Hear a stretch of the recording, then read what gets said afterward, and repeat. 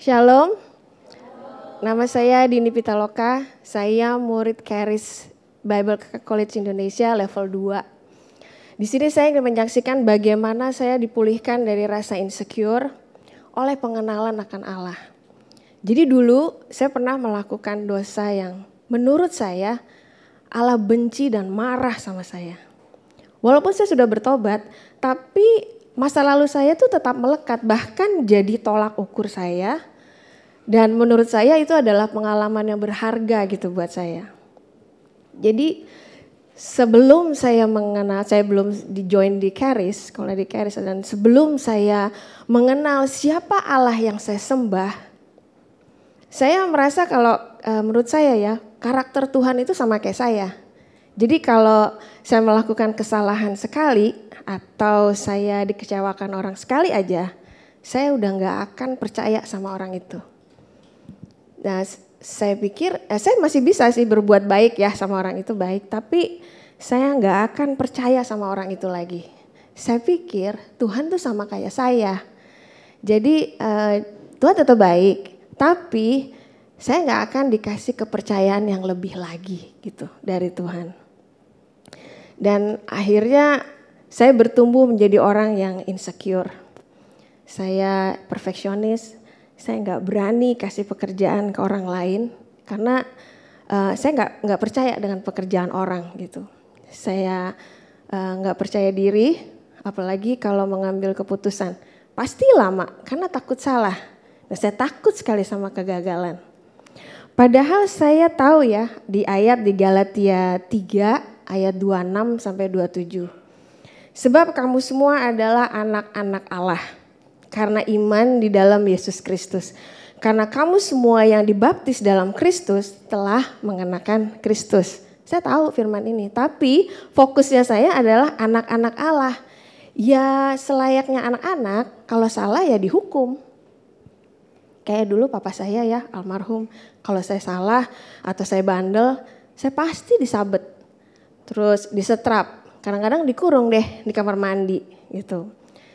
Nah, itu figur yang saya tahu ya, seorang bapak gitu.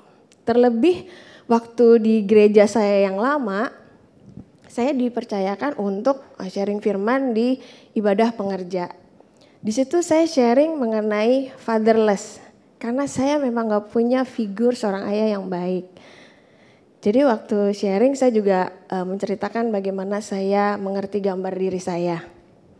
Sewaktu saya turun dari mimbar, itu saya dikejar sama kakak pembimbing pengerja deh, di koordinator pengerja. Terus saya dibilang gini, Dini kamu hati-hati kalau sharing mengenai fatherless. Apalagi kamu kan punya background perceraian, kamu tuh punya background masalah keluarga. Hati-hati, itu bisa transfer loh. Di situ saya langsung, ya gimana ya, padahal saya pingin sekali melayani. Di situ saya akhirnya hati-hati kalau mau sharing sesuatu kepada orang lain. Dan akhirnya saya boro-boro ya mikir kalau saya nanti pengen gitu jadi pemimpin atau dalam berkarir saya bisa bertumbuh, boro-boro. Jadi dikasih pelayanan aja udah syukur. Dikasih pekerjaan sekarang aja udah syukur. Dan udah syukur gak dihukum sama Tuhan gitu. Jadi itu yang saya rasakan ya saudara. Nah di tahun kemarin di level 1, sekarang kan saya level 2, saya menerima pelajaran tentang Life Foundation yang dibawakan oleh Mike and Carrie Pickett, di mana pelajarannya itu sangat-sangat memerdekakan saya. Kalau boleh saya bacakan ya, itu pelajarannya saya nggak dapat di luar dimanapun. Yaitu 1, memahami kasih Allah bagi kita. 2, memahami tatanan rohani kita. 3, memahami cara Allah memandang kita. 4, memahami identitas kita di dalam Kristus. 5, memahami sifat Allah yang sesungguhnya. 6, memahami otoritas rohani kita. Saudara kalau rindu untuk mendapatkan bukunya, saya ada. Karena itu buku yang sudah mengubahkan saya, jadi saya stok. Jadi kalau ada saudara yang atau teman-teman yang merasa insecure sama seperti saya suka kasih mereka untuk baca gitu ya. Dari pelajaran tadi ada 4 yang saya highlights ya. Satu, Allah adalah roh. Di 1 Korintus 6 ayat 17. Akan tetapi orang yang mengikatkan diri dengan Tuhan menjadi satu roh dengannya. Jadi waktu Tuhan memandang saya, Tuhan tuh melihat rohnya gitu. Karena kita jadi satu sama rohnya. Jadi Tuhan gak melihat masa lalu saya. Itu saya bersyukur banget waktu ikut pelajaran ini.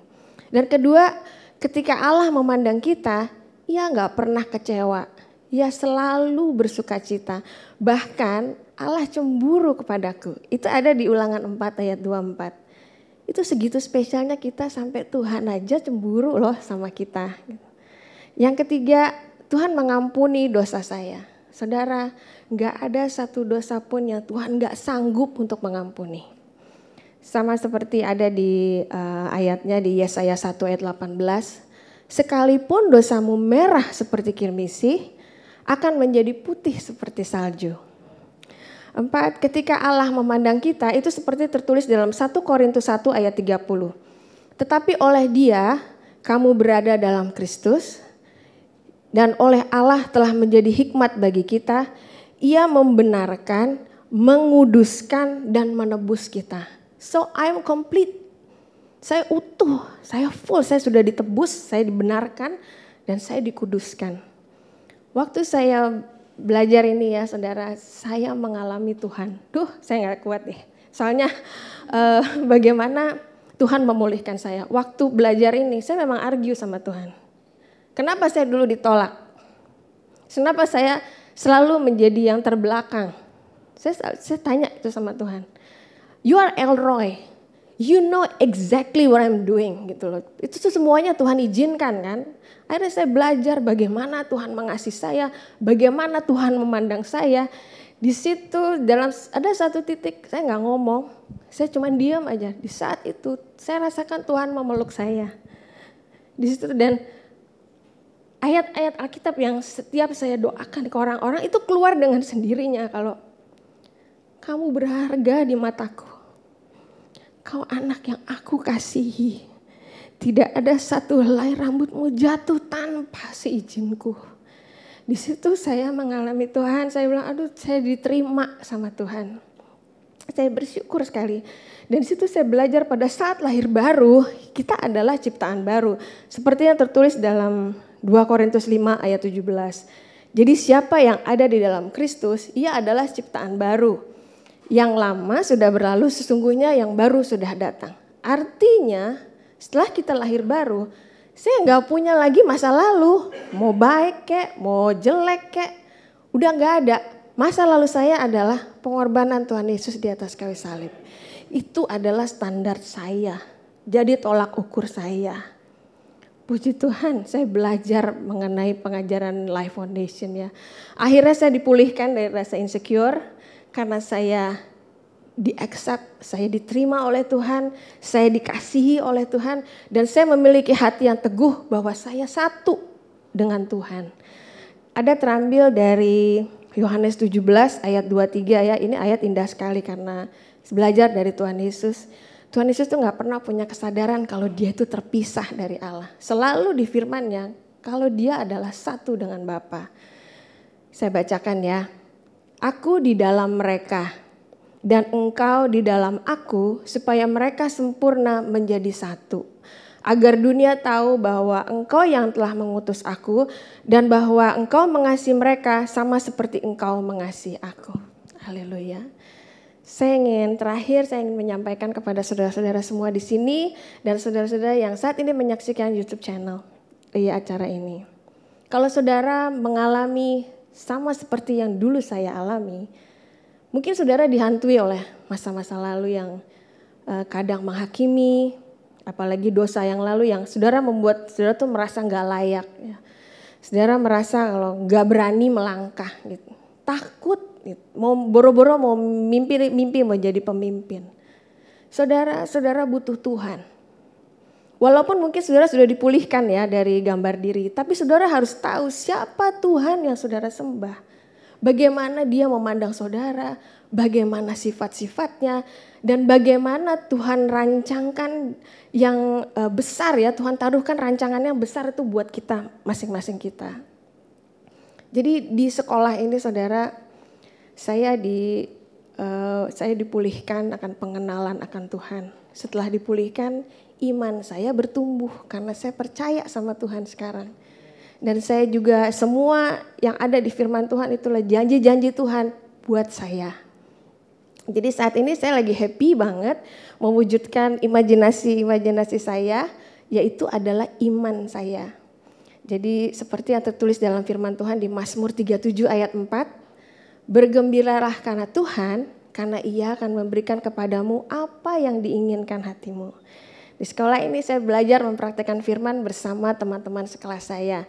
Saya juga mengucap syukur buat kakak-kakak kelas yang sudah memberikan teladan yang baik buat saya. Dan saya bersyukur sama Tuhan saya boleh sekolah di Charis. Dan saya juga mengucap syukur teramat sangat buat Pak Irwan dan Ibu Angelin yang sudah memberkati saya dan keluarga hingga saya bisa menghilangkan ketakutan dan insecure saya. Satu ayat terakhir di mana ayat ini yang sangat menguatkan saya karena untuk melewati masa-masa sulit hingga saya bisa seperti ini ya saudara. Ada di Yesaya 41 ayat 10. Di situ dikatakan, janganlah takut sebab aku menyertai engkau. Janganlah bimbang sebab aku ini Allahmu. Aku akan meneguhkan, bahkan akan menolong engkau. Aku akan memegang engkau dengan tangan kananku yang membawa kemenangan.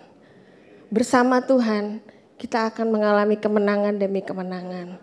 Roh Kudus yang menolong saya adalah roh yang sama yang sanggup menolong saudara juga. Demikian kesaksian dari saya. Terima kasih, Tuhan Yesus memberkati.